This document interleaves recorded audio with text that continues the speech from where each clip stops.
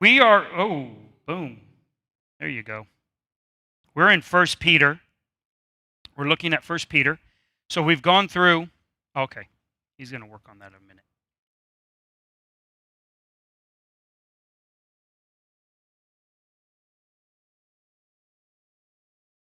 You good? Cool. All right, we're in First Peter. We've been looking at Peter's, how he has started this admonition, this epistle. And he's in my opinion, he has taken and he's laid out a fundamental foundation or a fundamental truth that is very difficult, I think, to really wrap your head around, wrap your mind around, and that is this idea that we are heirs. And even though we would all like to think that could be true, to actually instantiate that into your own life and to live as if it were absolutely true is, I think, one of the most difficult things Christians have to do. In fact, if you look at Ephesians and you compare that with First Peter, you'll find that Paul is dealing with the Ephesians, and that's his most general epistle of all of his epistles. Ephesians is the most generic one. In fact, in the epistle itself, in the beginning, it doesn't even say it's really to anybody. It's a very generic epistle, and so in a way, it's like written generally to all the believers of his time as well, I think, to us. But in both of these, in Ephesians and First Peter, they're both dealing with the same issue, and that is they looked out on particularly the Gentile world of Christianity. That's you, that's me, right? The Gentile world of Christianity, and they saw tremendous disadvantage vis-a-vis the Jewish side of Christianity.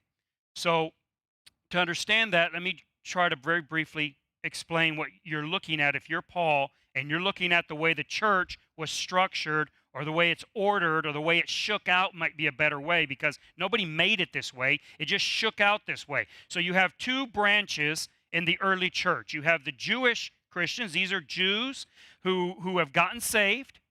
And then you have the Gentile Christians. These were pagans who have gotten saved. Now, you might think that both of these come into the church equal. And in a doctrinal sense, that is true, which is one of the things that Paul particularly, but Barnabas also, and even Peter fought for was the doctrinal or the fundamental equality of Gentiles and Jews in the church. And that's what Paul is talking about when he says that in Christ we're all one. There's neither male nor female. There's neither Jew nor Gentile. There's bond nor free. There isn't slave or master. In Christ, everyone's made equal. And James deals with that also, right? James says that we should rejoice in Christ if we're rich because in Christ we're made low.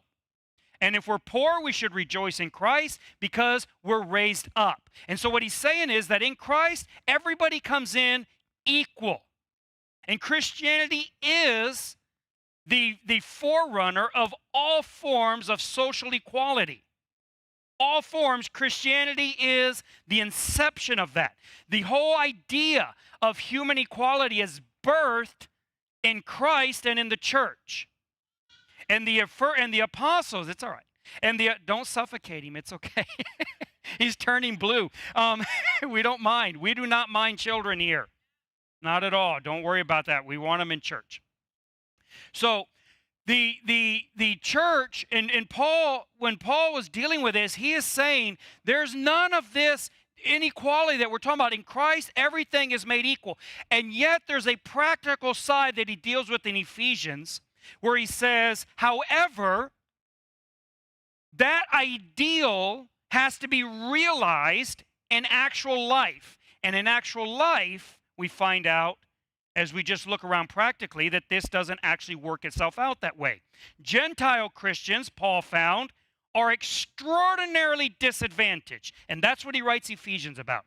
Ephesians is a book where Paul is explaining what the disadvantage is and what Gentile Christians must do to overcome that enormous disadvantage. Now, you and I, who are the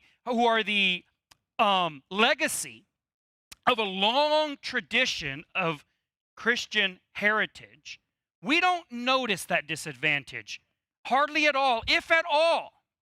When you compare a modern Gentile Christian from a Christian nation, let's say, from the United States or a Catholic nation, it would be very much the same. When you compare Gentiles who've been saved in, let's say, in America or in Western Europe, and you compare them to Jews who are saved, there's no advantage that I can distinguish anymore. But think back 2,000 years to when Gentiles had no concept of the Sermon on the Mount. They were not living those principles in their life or in their society. You have complete paganness. You're talking about polygamy, polytheism, everything that paganism represents. It's instantiated in the lives of all the Gentiles. So when they believe, they are having to forsake everything they've ever thought to be true. Now you flip that over and say, what does it look like when Paul goes into the same cities, like Ephesus, and goes first into the synagogue of the Jews, where they're reading the law of Moses every day, and you find that they are monotheists, and not only monotheists, but they're actually worshiping the right God, which is a huge step. They're monogamists. Think about all the implications that these will have in the church when these two people, one Jew from the synagogue and one Gentile from the pagan grove worship, both come into the church.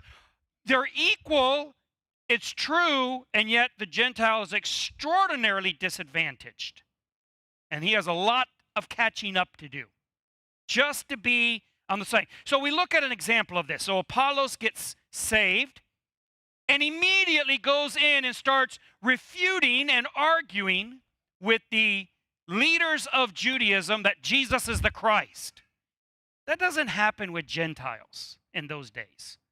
It took a long time, perhaps generations, before Gentiles were really on the same level in the sense of intellectually, doctrinally, their family morals. Think about this. Paul says, in the church, if we're going to have elders, they must be the husband of one wife. Gentiles generally practice polygamy.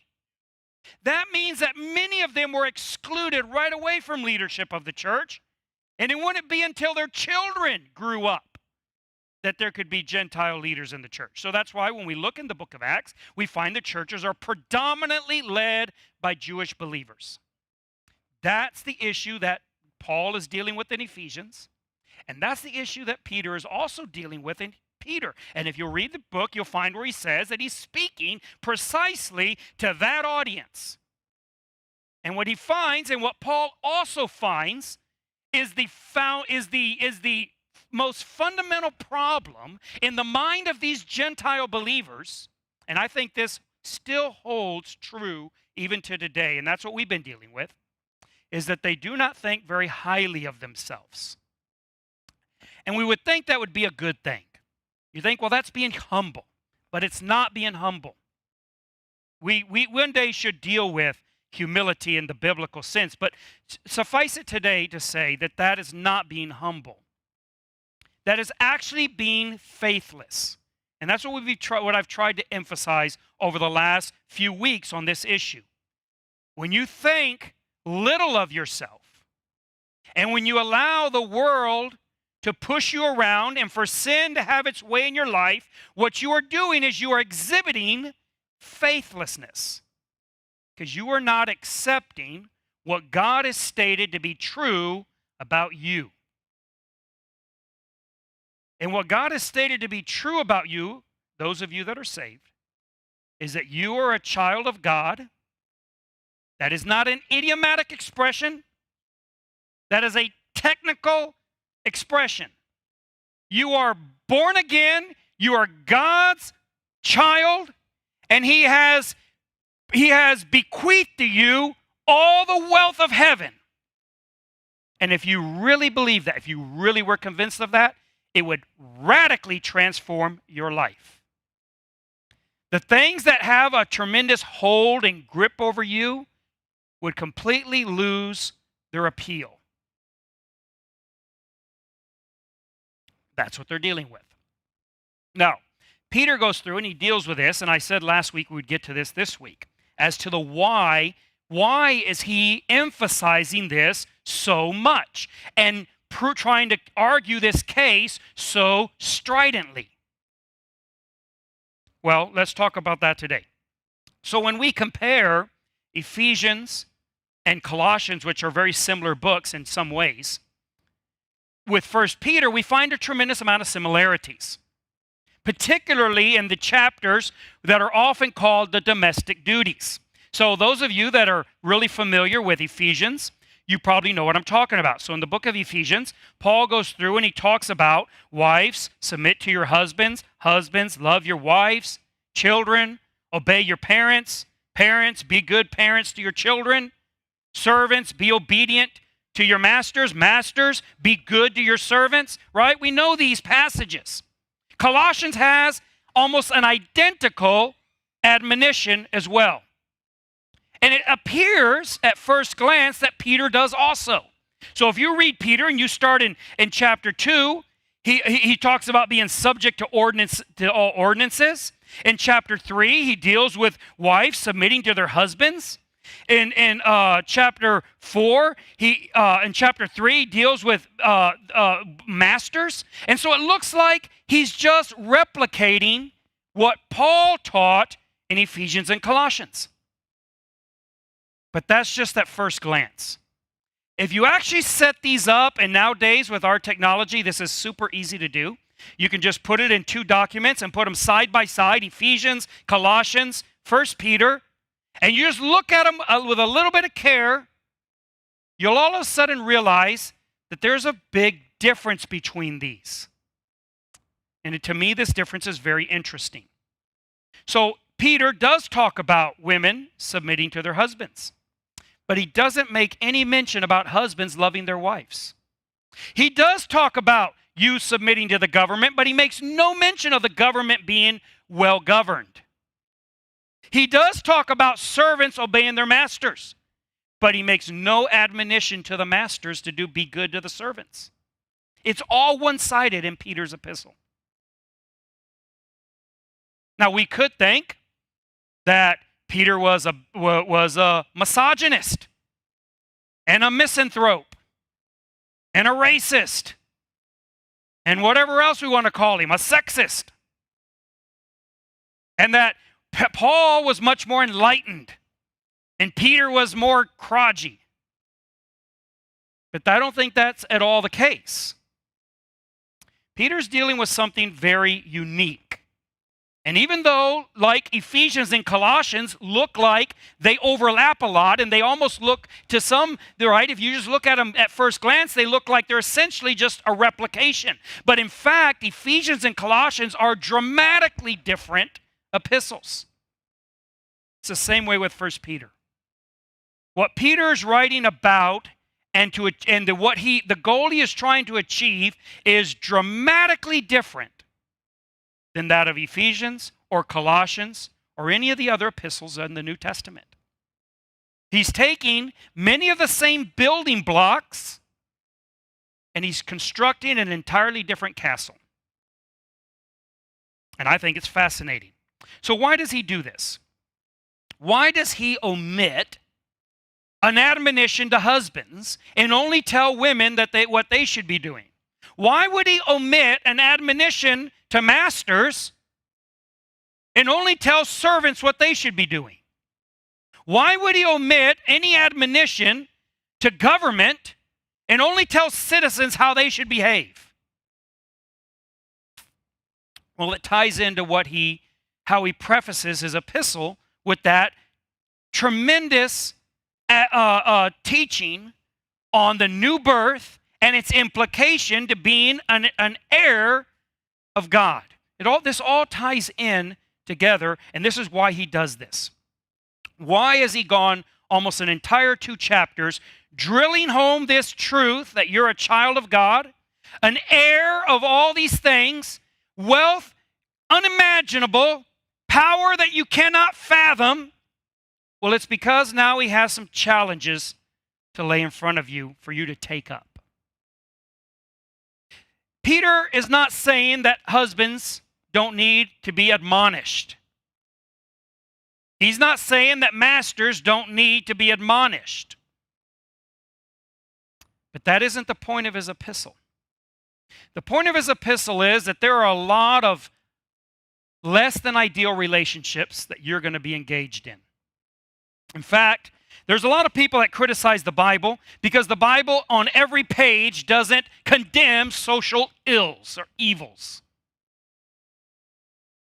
Doesn't condemn domestic abuse. It doesn't condemn, it does, but not on every page. On every page, it doesn't condemn slavery or chattel slavery. And on every page, it doesn't condemn tyranny. On every page, it doesn't condemn misogyny. Now, the Bible actually condemns all of those things. But no, not on every page. In fact, the majority of what the Bible or the authors of the scriptures have to say about all those issues, they have to say things that deal with the practicality of your life, not what we wish things could be.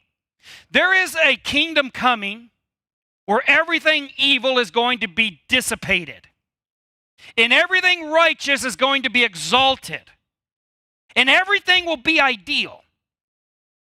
But you're going to live a long time before you see that. A long time. And you're going to deal with all the unideal situations and relationships that you can imagine. You, and I say you, I speak to the general you, a percentage of you, on average, are going to have unideal husbands. You can't all be married to me. I'm sorry. I got married and all women everywhere wept in joy. No. You are going to have to deal with you're going to have to cope with unideal governments. And we can all sit around and talk about pie in the sky, how we wish things could be, and it won't actually change hardly anything.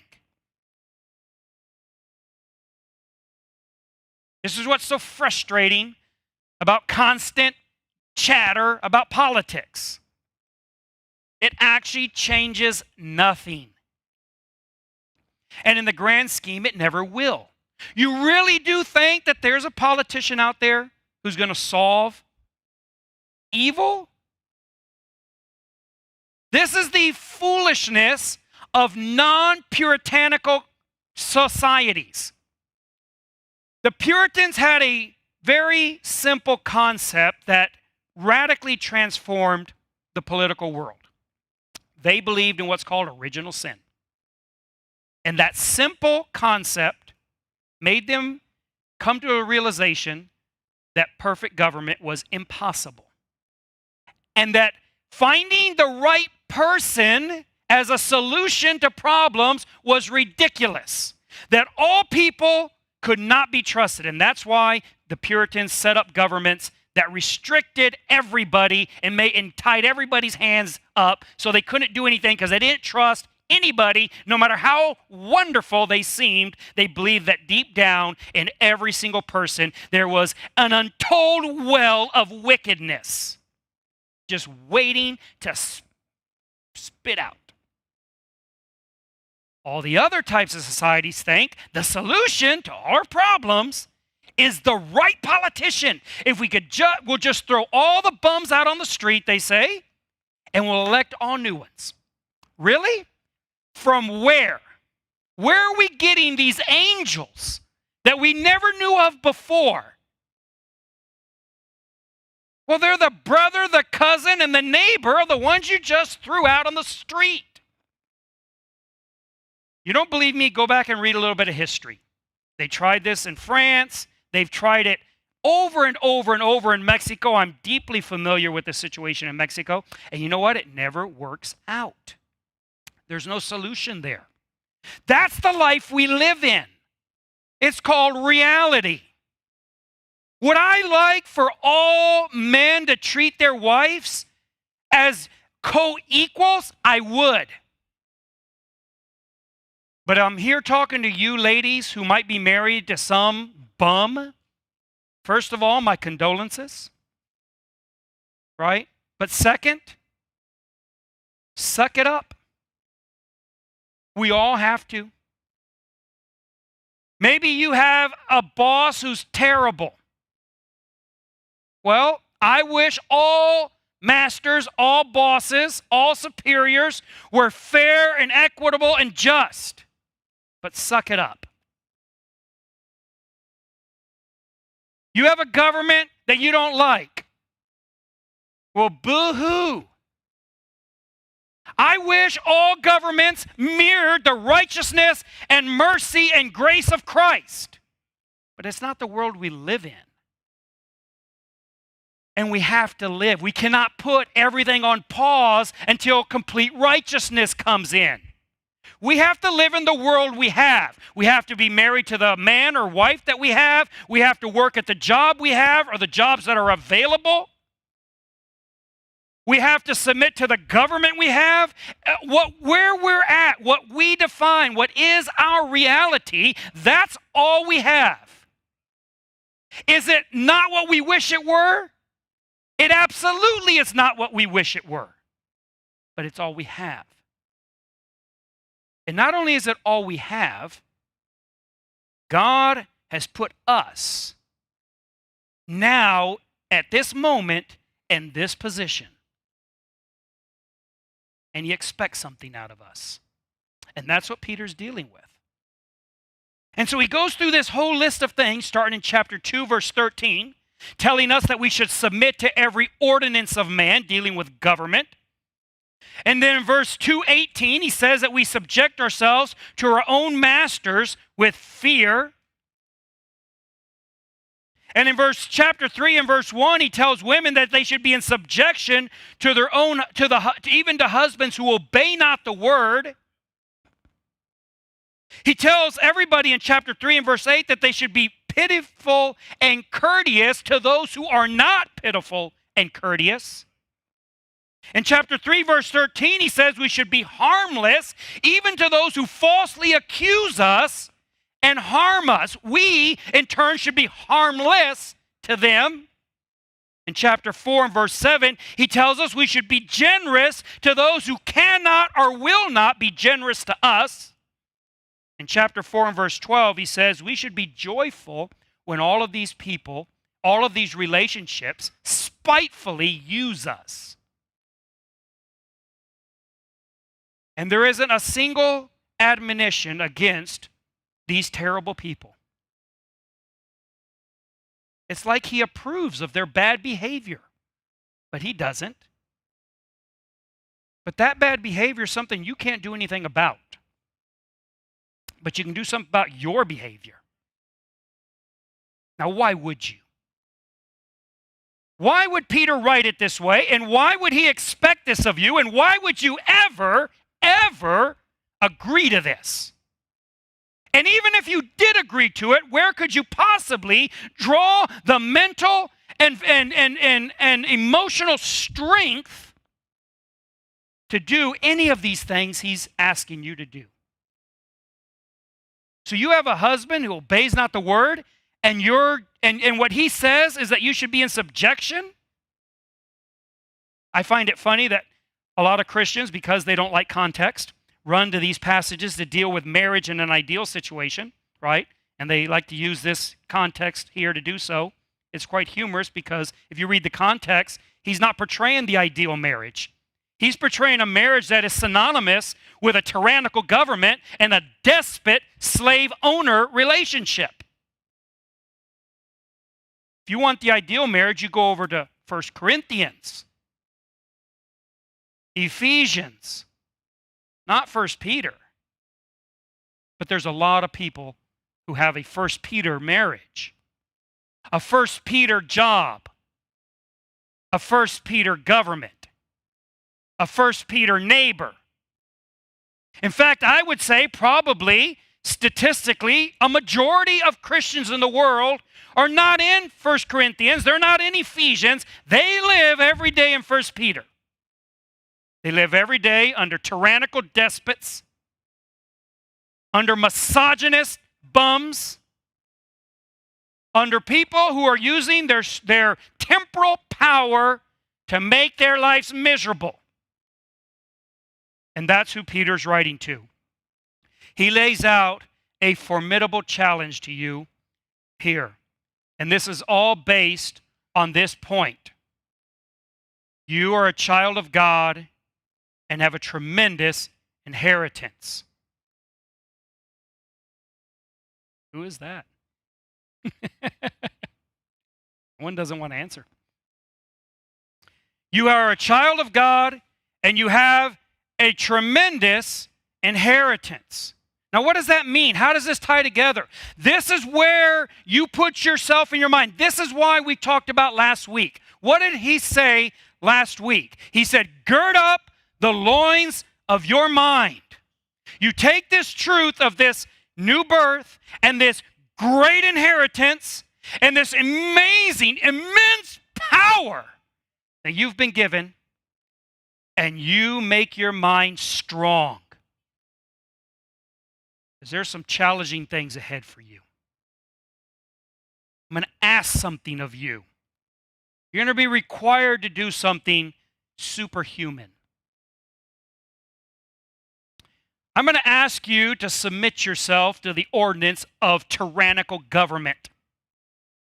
Not fight it, not protest it, not badmouth it, not criticize it, not gossip about it. Submit to it. Be the best citizen of the worst government.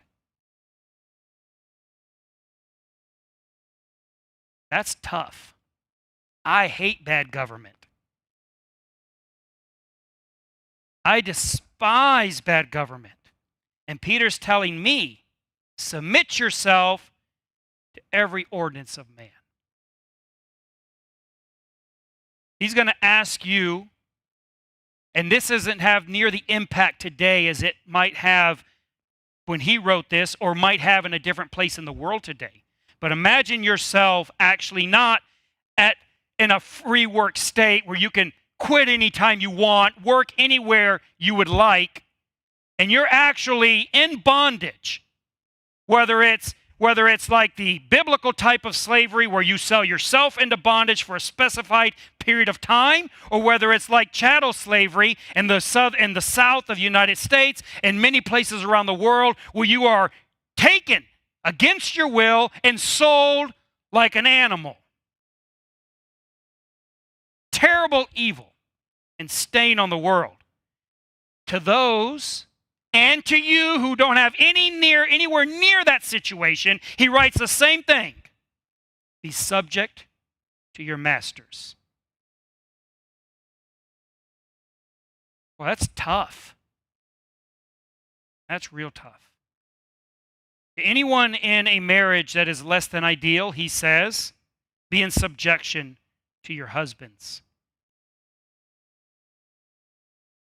To those that have relationships with neighbors, friends, co-workers who are mean and spiteful and evil, he says, be pitiful.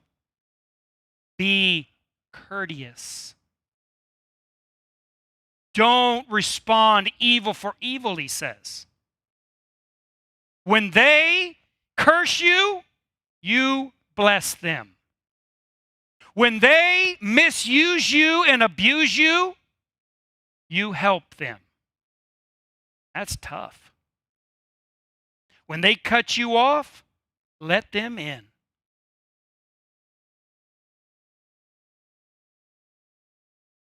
Be harmless, even to the people who are lying about you, to incriminate you, to damage you.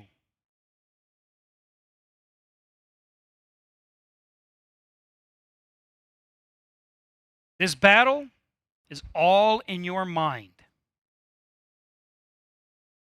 You wonder, how could anybody be expected to do these things? How could he ask anyone? This is a big ask. This is huge. Well, that's why he started out to tell you all the good things you have. He wants to put your mind in that place. And if you can comprehend who you are and what you are and what you have in Christ, then these things will not be nearly as hard. You know what he's asking you to do? He's inviting you to do? He's inviting you to do something apostolic, messianic even, Christ-like.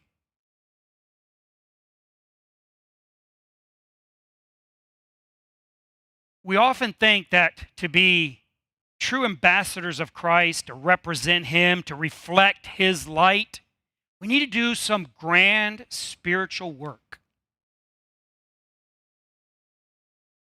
That's not the case. We're told multiple times in the New Testament that what Christ did that we should imitate was that He blessed those who cursed Him. He forgave those who killed Him. He healed those who didn't believe in Him. That's what you're being asked to do.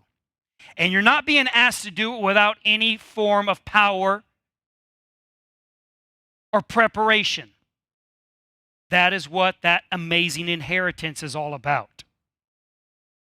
That's what that incredible new family is all about. You have this new nature and this new family and this vast inheritance and this incomprehensible amount of power. So that when He says, submit to your government, even if it's tyrannical, treat your neighbor well, even when they're horrible, you can say, how and why would I do this?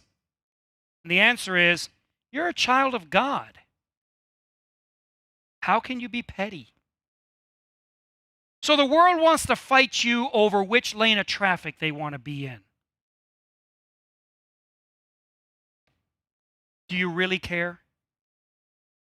If you care, it's because you don't understand who you are. You're like an eagle fighting with the chickens over whatever they dug out of the dirt. Let them have it. Well, we're going to fight over the government of this world. That's what you're worried about? Whether they're an R or a D? This is not worth fighting about. This isn't even worth you worrying about. Look, there are people out there that have nothing better to do. They're called lost. Let them worry about that. You have something far, far more important to be concerned with. You are in training to govern the entire world. You're going to enter into a kingdom that has no end, in which there is no such thing as politics or socialism or capitalism. And you're worried about who wins in 2024? What do you honestly care?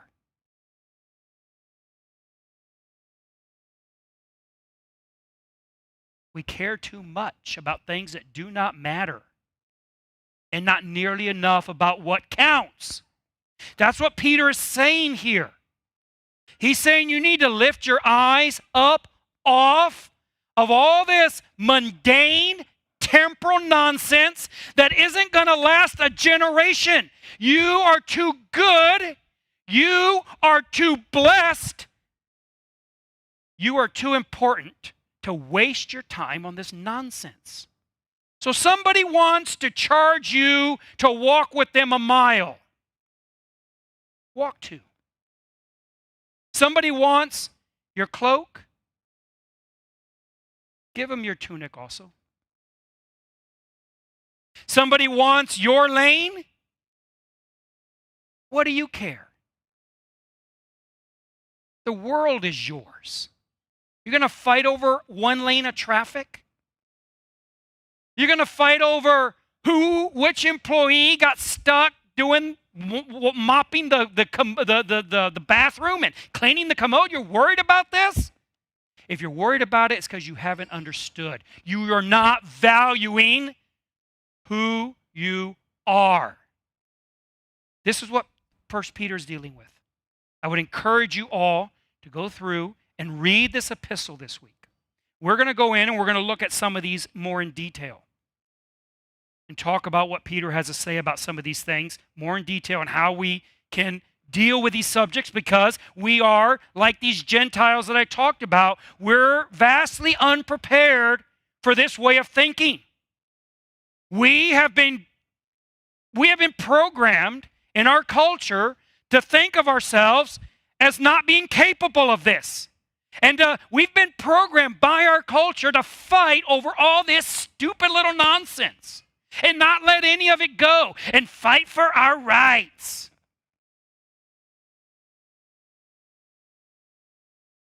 And that would be all fine if the most important thing that you would ever have in your life were your rights. But you already are the heir of so much more. As I've said before, you look at yourself in the mirror and you don't see it that way. And that's the problem. That's the problem. You are that way. And the moment you really believe it, the moment it's really true, and you gird the loins of your mind with that truth, then the admonitions he gives here, they won't be that hard. They won't be that hard. I don't fight with my kids over a French fry they find on the ground, because I can just go and buy my own French fries.